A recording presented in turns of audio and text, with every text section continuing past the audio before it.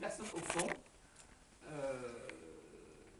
avec son regard, le regard est très interrogatif, et puis, bon, je crois qu'elle a une...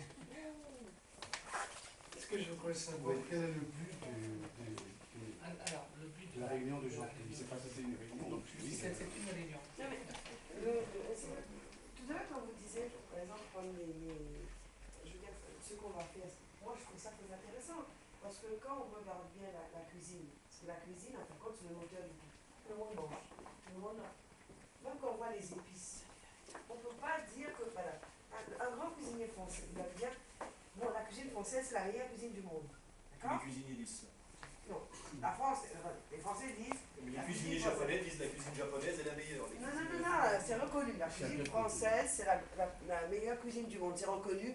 Ça fait des années que c'est reconnu. D'accord? Mais quand on voit que les épices, c'est pas en France. Les épices, ils vont bien chercher ça à l'étranger. Donc, c'est-à-dire que déjà là, ils vont ailleurs prendre des épices, des choses pour faire sa cuisine. La base, ce que vous voulez faire, c'est très bien.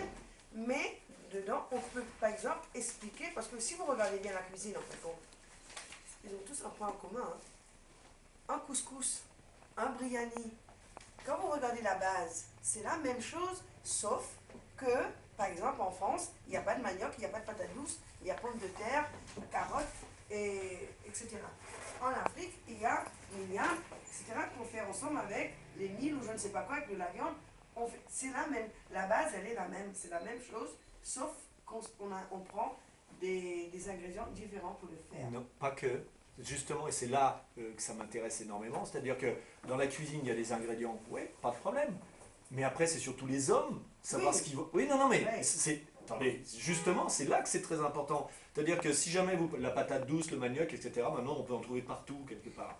Donc, comment un cuisinier sénégalais ou comment un cuisinier breton vont travailler ce produit-là? Et comment ils vont pouvoir se rejoindre pour justement lui donner des lettres de noblesse un peu différentes. C'est-à-dire qu'on a les produits, et ça c'est très bien, parce que ça fait partie de notre culture, mais il y a surtout le savoir-faire des hommes.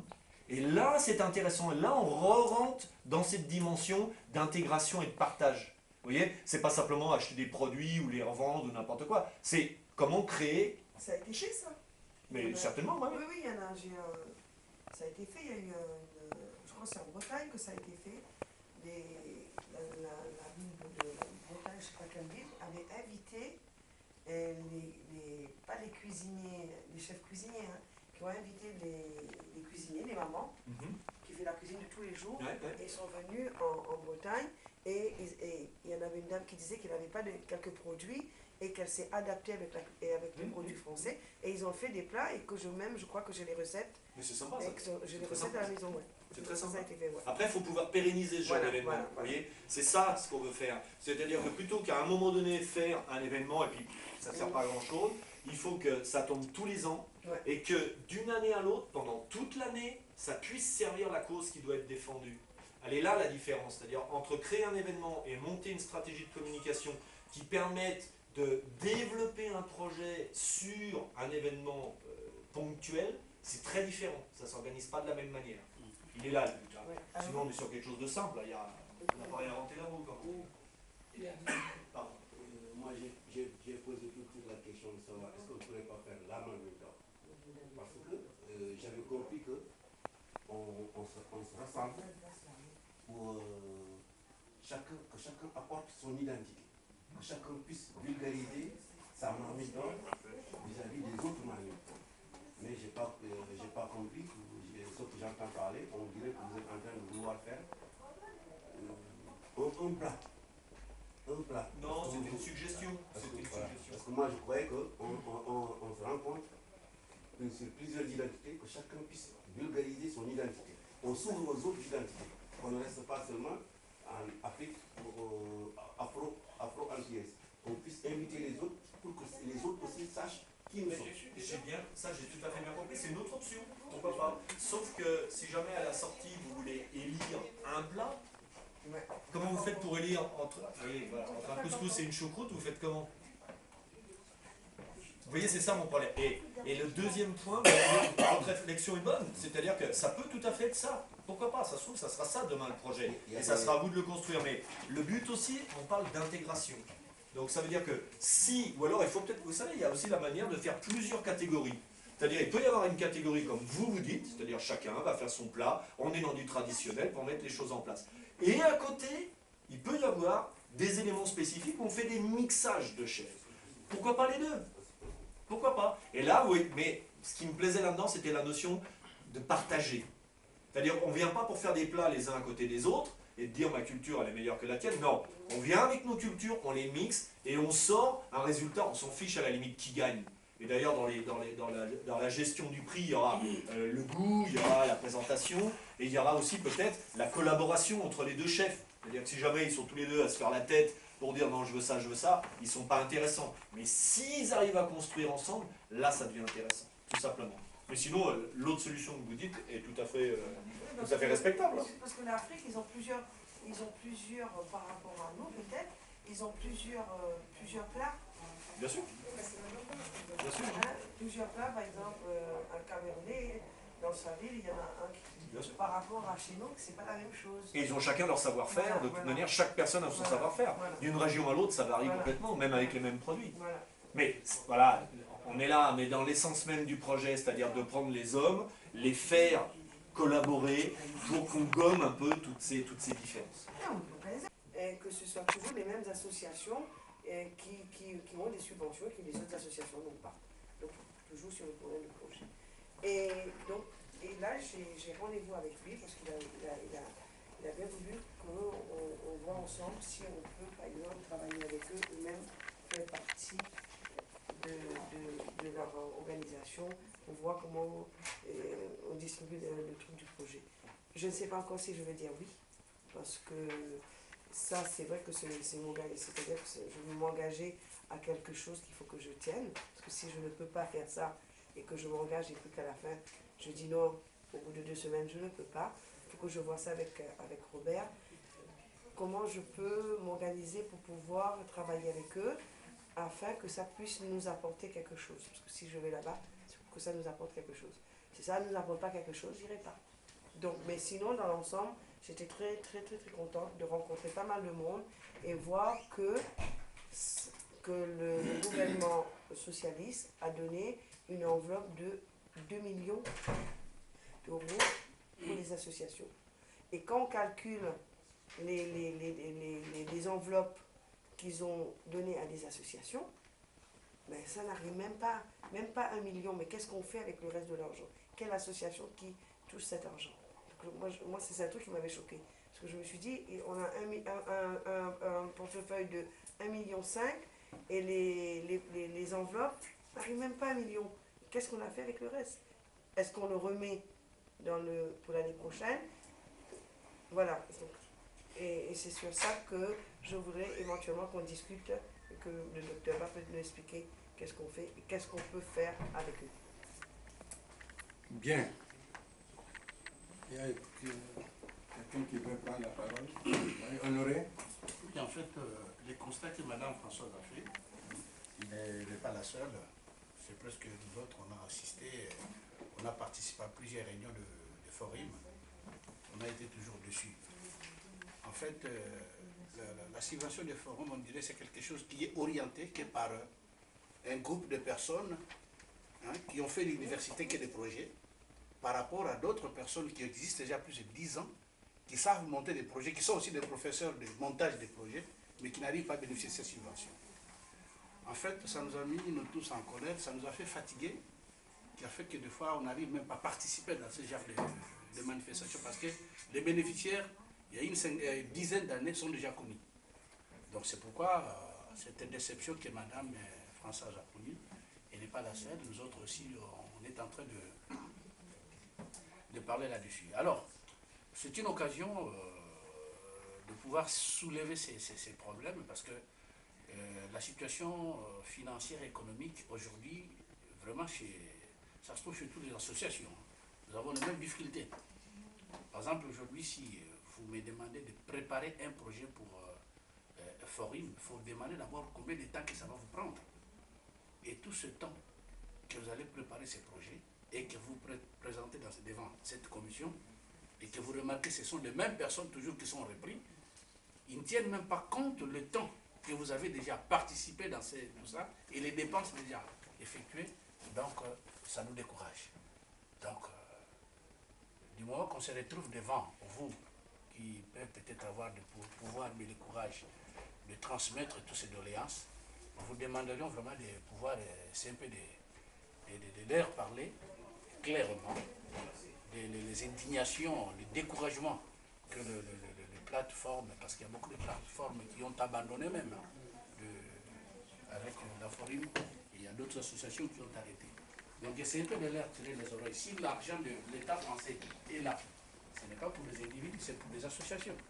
Alors s'il n'y a pas quelque chose qui correspond par rapport à leurs critères, ils peuvent nous informer pour que nous puissions modifier. Parce que à chaque adjudication, à chaque appel, il y a toujours une petite formation que nous suivons.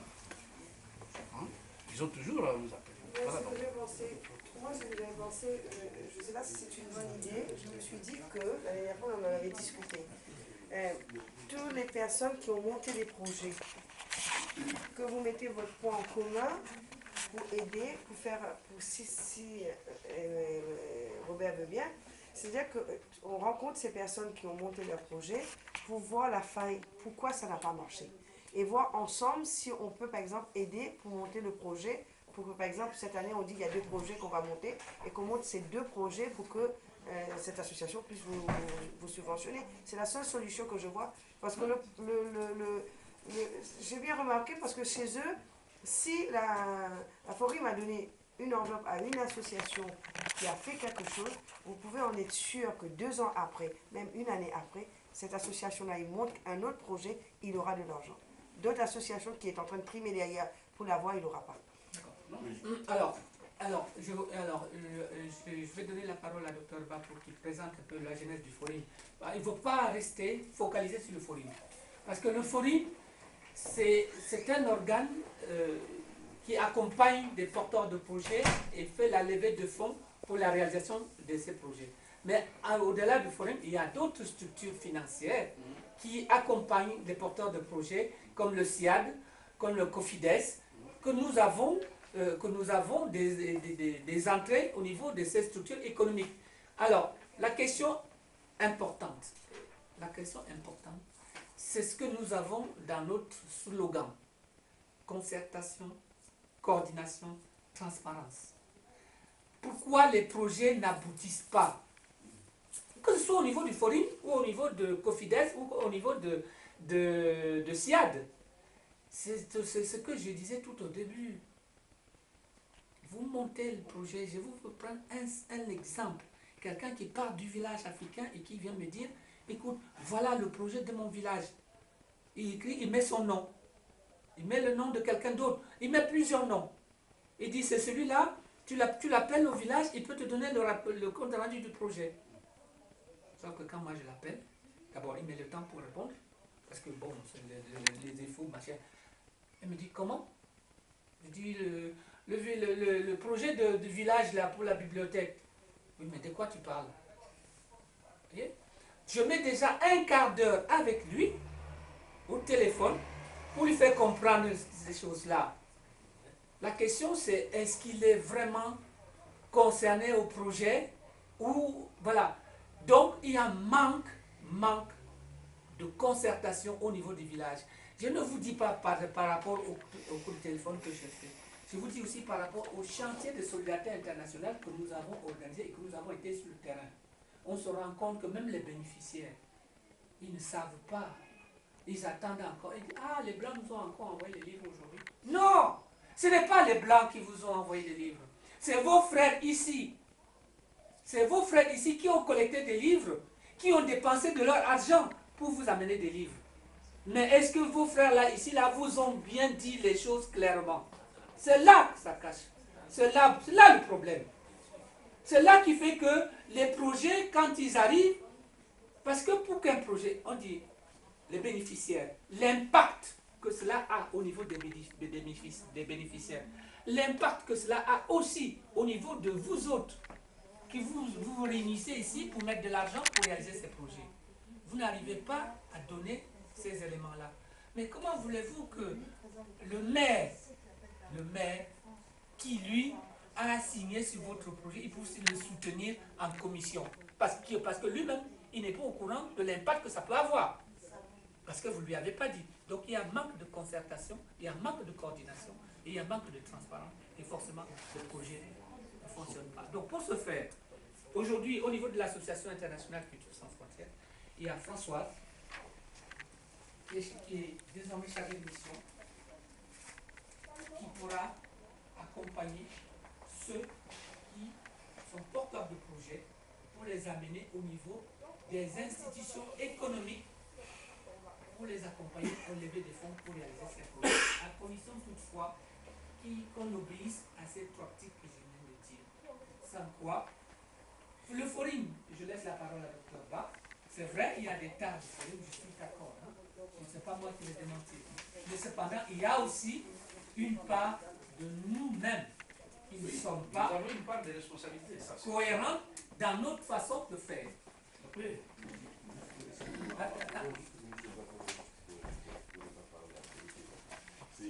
Vous voulez parler en fait d'accompagner les porteurs de projets, de forum ou les autres organisations. Ils accompagnent les porteurs de projets.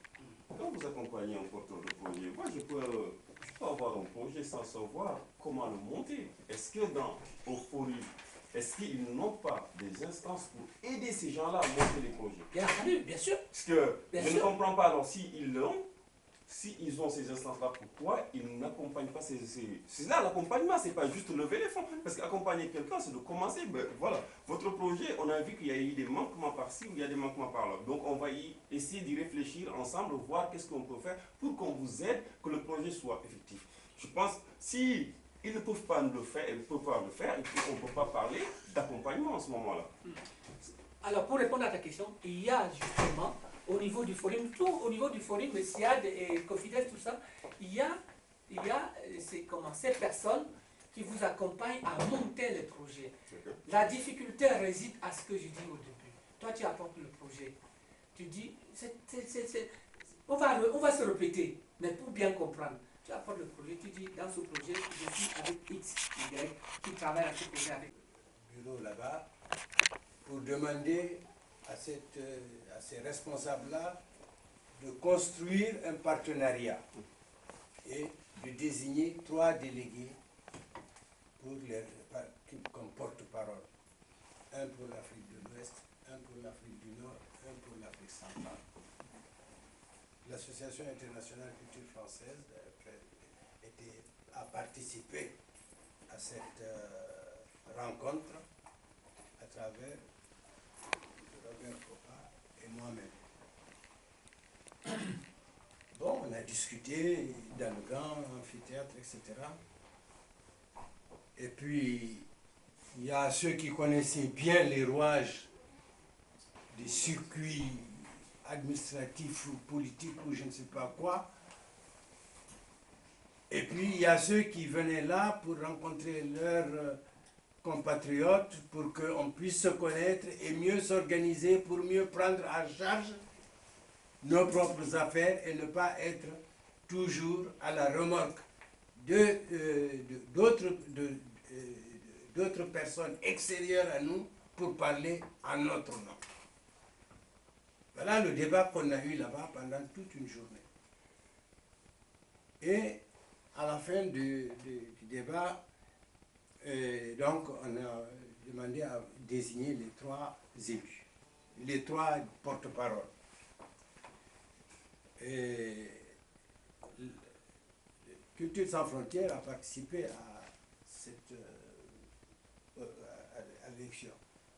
Robert m'a dit, donc l'Afrique du Nord a désigné un candidat, l'Afrique de l'Ouest a désigné un candidat, l'Afrique centrale, Robert me dit, représente l'association. Moi, je suis de l'Afrique de l'Ouest. Bon, on fait un sondage, on voit que, bon, cette manière de faire là, c'était bon. Mais, finalement, moi, j'ai dit à Robert, non, on ne peut pas commencer à chercher des... Bon. On a vu qu'il n'y avait pas de femmes. Donc, moi, Culture sans frontières a retiré son candidat pour soutenir la candidature de la femme. Voilà le point de départ que des activités à plaisir qui avaient eu lieu un an avant, qui organisaient, parce que le conseil régional voulait vraiment des interlocuteurs, des porte-paroles qualifiés et représentatifs. Bon, on a fait ça, et puis, au fond, cette opération, elle est morte quand nous sommes sortis. Dès lors où on a quitté les locaux du conseil régional, chacun avait oublié, on s'est dispersé sans se connaître. Bon, ensuite, Culture sans frontières a participé à d'autres démarches pour maintenant reprendre ça sans l'intervention de l'extérieur. Bon. Et c'est ainsi progressivement des associations se sont concertées avec nous et vraiment on a établi des coordinations. Donc de l'an 2000 à l'an 2010, on a multiplié le partenariat entre Culture sans frontières, qui était le pont entre les OSI et les OSIM. Et ça nous a permis, en 2010, à Champigny et à Massy-Palaiseau, de réunir beaucoup d'associations pour célébrer le 50e anniversaire de l'indépendance de notre pays.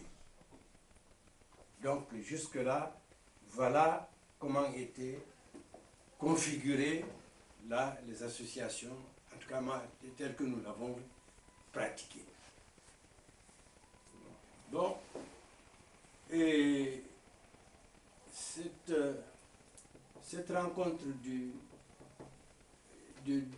50e anniversaire nous a montré plein de convergences. Il y a un tronc commun de cause de la situation de nos pays d'origine. On a évoqué tout ça, on a écrit un rapport que nous avons dans nos archives. Et après, donc nous avons ranimé le forum avec les responsables. Je lui ai demandé, parce que quand j'ai eu mon invitation, je lui ai demandé s'il me donnait l'occasion de présenter ce livre, dont on va, je le souhaite en tout cas, peut-être parler dans quelques semaines. J'ai les exemplaires, les premiers sont sortis en moins d'une semaine. C'est l'Harmattan qui l'a édité. Alors, je vais vous dire le pourquoi de ce livre. En fait, ce livre vient en droit fil à ce que le docteur Mba a dit tout à l'heure. C'est la relation qu'on a d'abord avec la France, et enfin nous, de la diaspora, et la relation que la diaspora a avec l'Afrique. C'est un petit peu basé sur ça, ce livre qui est là. Alors, la circonstance qui m'a fait l'écrire, c'est le cinquantenaire des indépendances africaines qui a eu lieu en 2010. Et le titre est le cinquantenaire français des indépendances africaines. Pourquoi français? Parce que je parle du cinquantenaire qui a eu lieu en France. Il y a eu beaucoup de cinquantenaires au Mali, au Cameroun, un peu partout. Alors, comment est né ce cinquantenaire? C'est ça la clé de la chose. Et c'est là où, Dr Ma, tu vas comprendre l'importance de la diaspora. Tout le monde a entendu parler du cinquantenaire des indépendances africaines. En fait, ce qui s'est passé, c'est pour ça que j'avais le devoir d'écrire ce livre. C'est que c'est une association de la diaspora africaine qui a demandé le cinquantenaire des indépendances africaines. Ça, c'est ce que révèle en priorité ce livre, Priorité.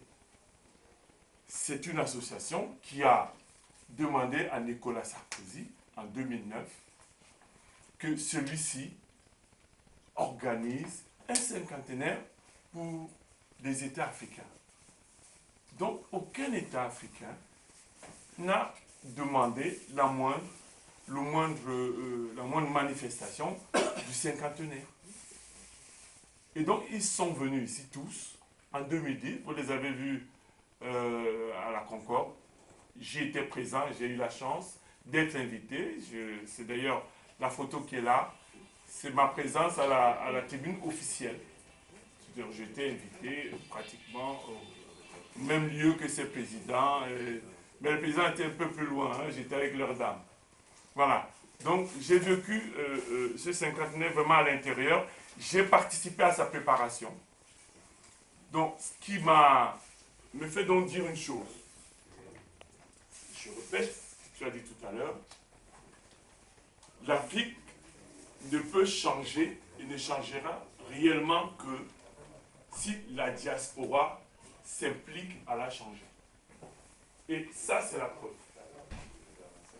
Donc, je ne vais pas rentrer là. J'ai fait un récit pour ceux qui auront le livre, donc pourront lire le livre.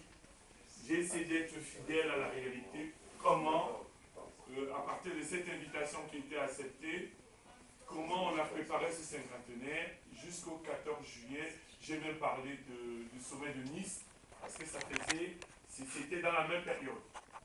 Et ensuite, j'ai traité un problème qui nous obsède tous, la relation entre la France et l'Afrique subsaharienne. Moi, je les ai vécus, donc je les révèle et à travers ça, j'analyse cette relation. Alors, je ne vais pas prendre plus de temps que ça, parce que déjà, il regarde la montre, mais voilà ce que vous allez trouver dans le livre. Je suis un ancien prof de maths, donc j'ai utilisé le formalisme mathématique. Mais ce n'est pas du formalisme lourd, c'est quelque chose que vous allez comprendre. Vous allez donc supposer ici quelque chose qui est vertical.